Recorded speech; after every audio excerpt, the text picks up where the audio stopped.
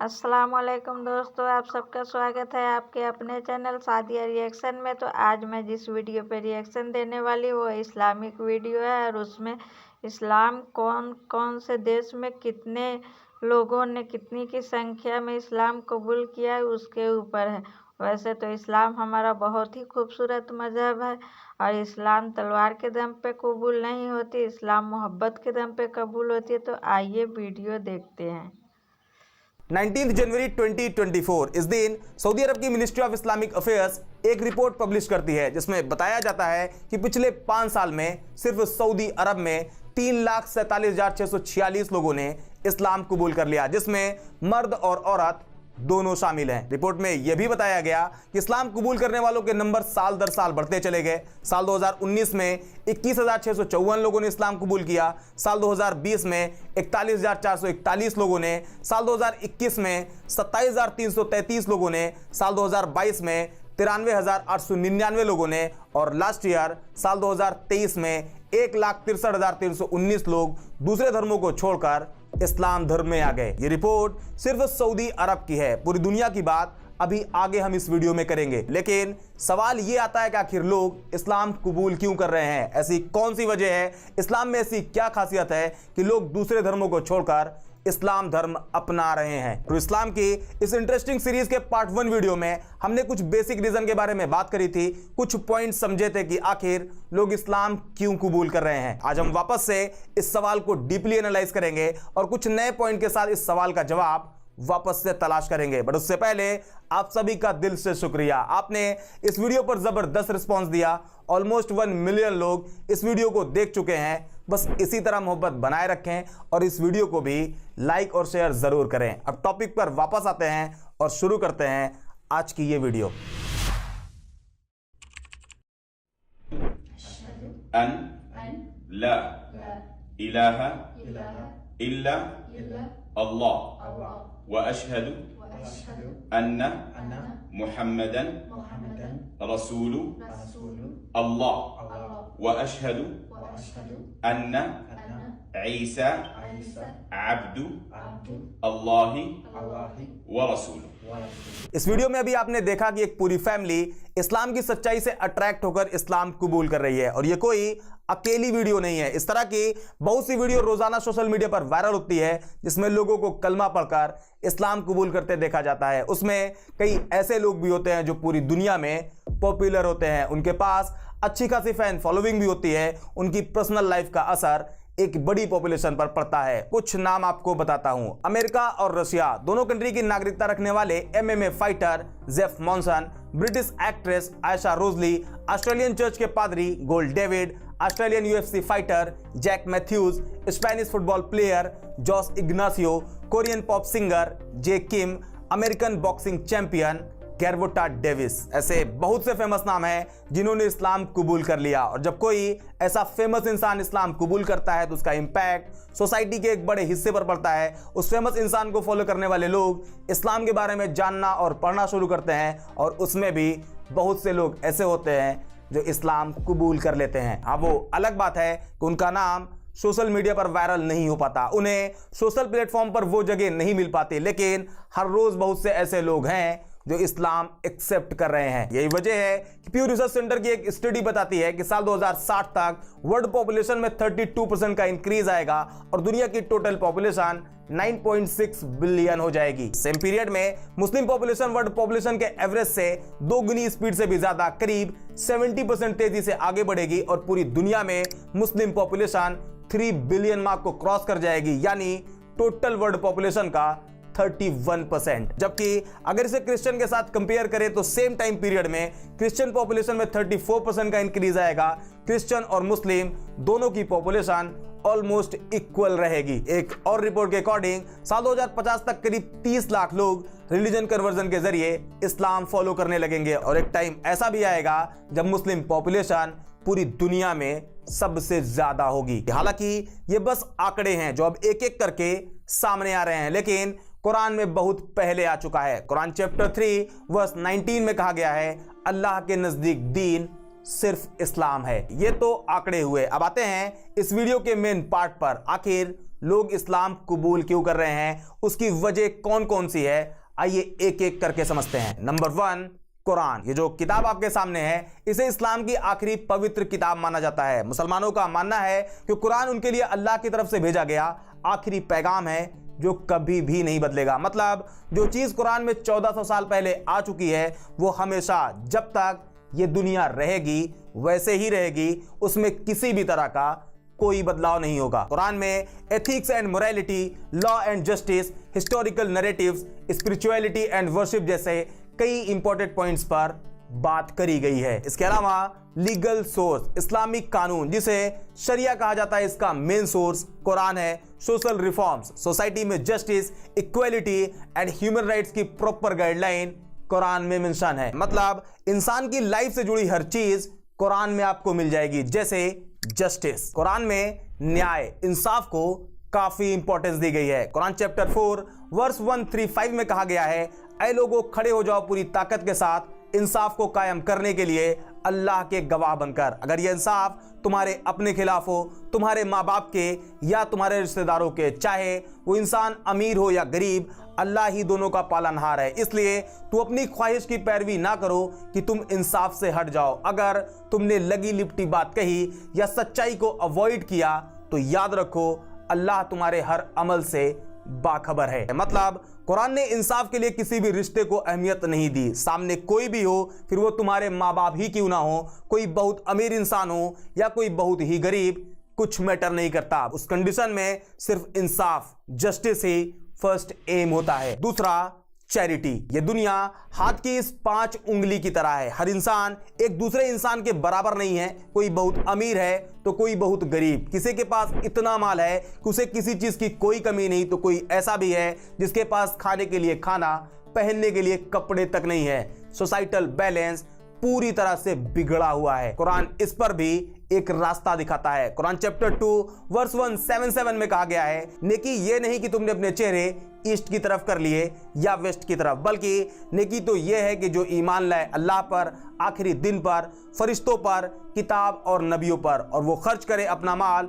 रिश्तेदारों, यतीमों, मिस्कीनों और मुसाफिरों पर। मतलब जो अमीर लोग हैं वो अपने माल में से कुछ हिस्सा उनको भी दें जिन्हें उसकी उस वक्त में सबसे ज्यादा जरूरत है। हम इस पॉइंट पर अभी आगे डिटेल में बात करेंगे। तीसरा, पेशेंस, सब्र। अक्सर ऐसा देखा जाता है जब इंसान किसी चीज को लेकर काफी परेशान हो जाते हैं, मेंटली काफी स्ट्रेस में रहने लगते हैं, और कई लोग तो ऐसे भी होते हैं जो वक्त खराब होने का प्रेशर झेल ही नहीं पाते और सुसाइड तक कर लेते हैं। उनके अंदर वो सब्र नहीं होता जिससे लाइफ के डाउनफॉल को वो हंसते मुस्कुराते गुजार दें। हालांकि अगर कोई इस टाइम पीरियड में आके ये कहे कि फिक्र ना करो, मैं तुम्हारे साथ हूं, तो ये एक सेंटेंस इंसान को बड़ी हिम्मत देता है। कुरान इंसान की इस मायूसी वाले टाइम पर भी बात करता है। कुरान चैप्टर 2 वर्स 153 में कहा गया है, ऐ ईमान वालों सब्र और नमाज से मदद चाहो, जान लो कि अल्लाह सब्र करने वालों के साथ है। ऑनेस्टी को लेकर कुरान चैप्टर 9 वर्स 119 में कहा गया है, ऐ ईमान वालों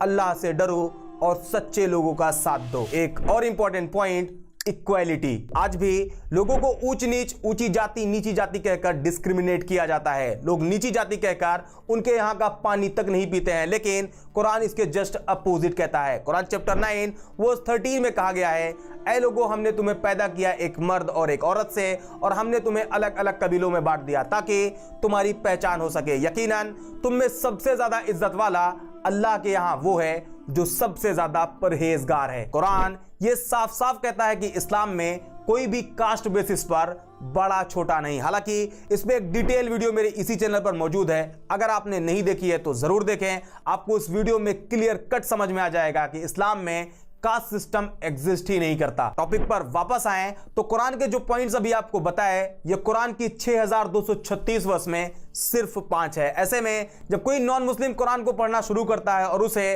कुरान में इस तरह के हजारों पॉइंट्स मिलते हैं तो वो उससे अट्रैक्ट होता है और इस्लाम कबूल कर लेता है। अभी साल 2022 में ब्रिटेन की एक लड़की जो कुरान पढ़ना शुरू करती है और वो 4 बार पूरी कुरान पढ़ती है और आखिर में इस्लाम कबूल कर लेती है। कई जगह तो ऐसा भी हुआ है कि लोग कुरान सिर्फ इसलिए पढ़ना शुरू करते हैं ताकि वो कुरान में गलतियां निकाले और फिर उसे क्रिटिसाइज करें। बट होता यह है कि जब वो कुरान पढ़ना शुरू करते हैं तो उन्हें गलतियां मिलती ही नहीं और वो खुद मुसलमान हो जाते हैं। कहने का मतलब आज जो पूरी दुनिया में लोग इस्लाम कबूल कर रहे हैं उसमें एक बड़ी वजह कुरान है, जहां कुरान लोगों को इस्लाम की सच्चाई बताता है और उन्हें इस्लाम एक्सेप्ट करने के लिए इनवाइट करता है। Reason number 2, charity. अभी कुरान वाले सेक्शन में कहा था कि इस पे हम डिटेल में बात करेंगे। अब आइए ये भी देखते हैं कि आखिर ये कैसे किसी नॉन मुस्लिम को इस्लाम की तरफ अट्रैक्ट करता है। अक्सर आप देखते होंगे कि रोड पर, फुटपाथ पर कुछ ऐसे लोग रहते हैं जिनके पास अपना घर तक नहीं होता। बड़ी मुश्किल से वो अपने खाने का इंतजाम कर लेते हैं, लेकिन रहने के लिए फुटपाथ के अलावा उनके पास कुछ नहीं होता। बारिश हो, ठंड हो, वो वहीं पर रहते हैं। आपने ये भी देखा होगा, खास करके ठंड के मौसम में बहुत सी वीडियो और फोटो सोशल मीडिया पर वायरल होती रहती है जिसमें कोई नेताजी या फिर कोई सोशल वर्क के नाम पर उन्हें कंबल दे आता है और फिर उसकी वीडियो बनाकर सोशल मीडिया पर अपलोड कर देता है। ये केले वाली इमेज भी आपने जरूर देखी होगी। केले तो सिर्फ 2 हैं लेकिन देने वाले 4 हैं। अब ये इमेज देखें, यहां केला तो सिर्फ 1 है जबकि डोनेट करने वालों की गिनती आप खुद कर सकते हो। कहने का मतलब आज के टाइम पर चैरिटी कम होती है जबकि उसका एडवर्टीजमेंट बहुत ज्यादा होता है। लेकिन जब आप चैरिटी के कॉन्सेप्ट को इस्लाम के पर्सपेक्टिव से देखते हो तो इमेज कुछ और निकलकर सामने आती है। आइए अब इसे समझते हैं। जैसा कि भी बताया, कुरान चैप्टर 2 वर्स 177 में कहा गया है, नेकी ये नहीं कि तुमने अपने चेहरे ईस्ट की तरफ कर लिए या वेस्ट की तरफ, बल्कि नेकी तो ये है कि जो ईमान लाए अल्लाह पर, आखिरी दिन पर, फरिश्तों पर, किताब और नबियों पर, और वो खर्च करे अपना माल रिश्तेदारों, यतीमों, मिस्कीनों और मुसाफिरों पर। इसी को फॉलो करते हुए इस्लाम में फाइनेंशियली कमजोर लोगों के लिए एक सिस्टम बनाया गया है। कई अलग अलग तरीके बताए गए हैं, कानून बनाए गए हैं जिससे कमजोर और गरीब लोग भी भूखे ना रहें। नंबर 1, ज़कात। इस्लाम के जो 5 पिलर्स हैं उसमें एक है ज़कात। अब ये ज़कात क्या है, इसे आपको एक लाइन में समझाऊं तो ये एक इस्लामिक सिस्टम है जिसके थ्रू फाइनेंशियली कमजोर लोगों की मदद की जाती है। ज़कात का पूरा कॉन्सेप्ट सिर्फ इसलिए बनाया गया है ताकि सोसाइटी में जो इकोनॉमिक इनइक्वालिटी है उसे खत्म किया जा सके।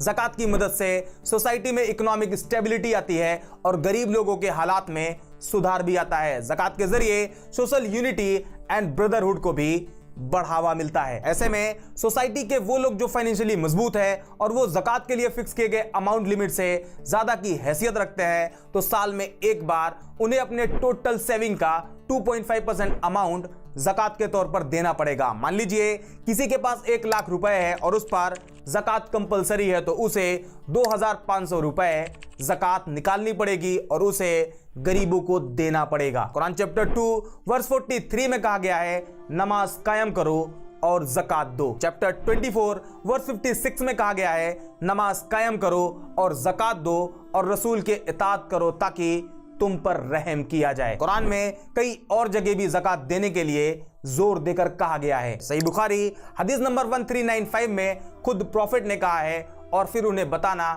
अल्लाह ने उनके माल पर कुछ सदका फर्ज किया है जो अमीर लोगों से लेकर गरीबों में लौटा दिया जाएगा। इस तरह इस्लाम में ज़कात के जरिए चैरिटी का एक जबरदस्त सिस्टम काम करता है जहां गरीब लोगों की मदद करी जाती है। इसके अलावा आपने यह भी देखा होगा कि जब रमजान के 30 रोजे पूरे होते हैं और ईद का दिन आता है तो सारे मुसलमान नए कपड़े पहनकर ईद की खुशियां मनाते हैं। लेकिन उसमें भी कुछ लोग ऐसे होते हैं जिनके पास ईद की खुशियां मनाने के लिए पैसे भी नहीं होते। इस्लाम में इसका भी इंतजाम किया गया है। यहां भी उन मुसलमानों पर जो फाइनेंशियली मजबूत हैं उन पर ईद की नमाज से पहले फित्रा, जिसे सदक़े फित्र या ज़कातुल फित्र भी कहा जाता है, उसे गरीब लोगों को ईद की नमाज से पहले देना होता है ताकि फाइनेंशियली कमजोर लोग भी ईद की खुशियां मना सके। इसके बारे में सही बुखारी हदीस नंबर 1503 में बताया गया है। सेम इसी तरह जब कोई रमजान के रोजे तोड़ देता है या बगैर किसी वजह के रोजे छोड़ देता है तो उस कंडीशन में इस गलती को सुधारने के लिए एक तरीका यह भी है कि उसे 60 गरीब लोगों को खाना खिलाना पड़ता है, जो कि सही बुखारी हदीस नंबर 1936 पर मेंशन है। ईद अल अज़हा, जिसे आम भाषा में बकरा ईद भी कहा जाता है, इस मौके पर जिन लोगों पर कुर्बानी कंपलसरी होती है और वो जानवर कुर्बान करते हैं तो उसके गोश्त का 1/3 हिस्सा गरीबों को दिया जाता है। ऐसे बहुत से मौके हैं जहां इस्लाम अमीरों से लेता है और गरीबों में बांट देता है। और जैसा कि शुरू में ये इमेज आपको दिखाई थी जिसमें केला तो एक है लेकिन दान करने वाले अनेक हैं, यह भी बताया था कि लोग कंबल बांटते टाइम वीडियो शूट कर लेते हैं और उसे सोशल मीडिया पर डालकर लोगों को दिखाते हैं कि उन्होंने कुछ डोनेट किया है। इस तरह से वो अपनी दरियादिली का शो ऑफ कर रहे होते हैं, बट सच ये है कि वो उस गरीब इंसान जिसको उन्होंने कुछ डोनेट किया होता है उसकी बेइज्जती कर रहे होते हैं, उसकी गरीबी का मजाक बना रहे होते हैं। जबकि अगर आप सेम कॉन्सेप्ट को इस्लाम के पर्सपेक्टिव से देखते हैं तो सही बुखारी हदीस नंबर 1423 में प्रॉफिट कहते हैं चैरिटी ऐसे करो कि अगर अपने राइट हैंड से किसी को कुछ दो तो आपके लेफ्ट हैंड को मालूम ना चले कि आपने क्या और कितना डोनेट किया है। ये वीडियो बनाकर फोटो लेकर अपनी चैरिटी को पब्लिक कर देना इस्लाम का तरीका नहीं है। और जब कोई नॉन मुस्लिम इस्लाम के इस पूरे चैरिटी सिस्टम को पढ़ता है और उसे ये सब मालूम चलता है तो वो इस्लाम की तरफ अट्रैक्ट होता है और इस्लाम कबूल कर लेता है। इसी तरह और भी बहुत से रीजन हैं जो नॉन मुस्लिम को इस्लाम की सच्चाई बताती है और उन्हें इस्लाम एक्सेप्ट करने के लिए इनवाइट करती है। कुछ रीजन मैंने इस सीरीज के पार्ट 1 वीडियो में बताया हुआ है और ये पार्ट 2 था। आने वाले टाइम में पार्ट 3 भी आएगा। इस वीडियो को खत्म करूं उससे पहले आपको एक बात और बता दूं, जो लोग ये कहते हैं कि इस्लाम तलवार के दम पर फैला है उन्हें कुरान ने खुद जवाब दिया है। कुरान चैप्टर 2 वर्स 256 में कहा गया है, दीन के मामले में कोई जोर जबरदस्ती नहीं, सही बात गलत ख्यालात से अलग छाट कर रख दी गई है। मतलब इस्लाम में किसी भी रिलीजन को अपनाने के लिए मजबूर नहीं किया जा सकता। इस्लाम के अकॉर्डिंग रिलीजन को अपनी खुद की मर्जी से और समझदारी से फॉलो करना चाहिए। उम्मीद करते हैं आज की इस वीडियो से आपको बहुत कुछ नया सीखने को मिला होगा और आपको इस सवाल का जवाब भी मिल गया होगा कि आखिर क्यों दुनिया में इस्लाम सबसे तेजी से आगे बढ़ रहा। आज के वीडियो में इतना ही, मिलते हैं नेक्स्ट वीडियो में एक और इंटरेस्टिंग टॉपिक के साथ। तो दोस्तों आप लोगों को वीडियो देख के समझ में आ गया होगा कि इस्लाम कितना सच्चा मजहब है और इस्लाम कितना अच्छा मजहब है। और इस्लाम तलवार के दम पर कबूल नहीं होती, इस्लाम मोहब्बत से कबूल होती है। तो आप लोगों को वीडियो कैसा लगा कमेंट में ज़रूर बताना और वीडियो अच्छी लगी हो तो लाइक कर देना, चैनल को सब्सक्राइब कर देना। मिलते हैं फिर किसी और इंटरेस्टिंग वीडियो में, तब तक के लिए खुदा हाफिज़।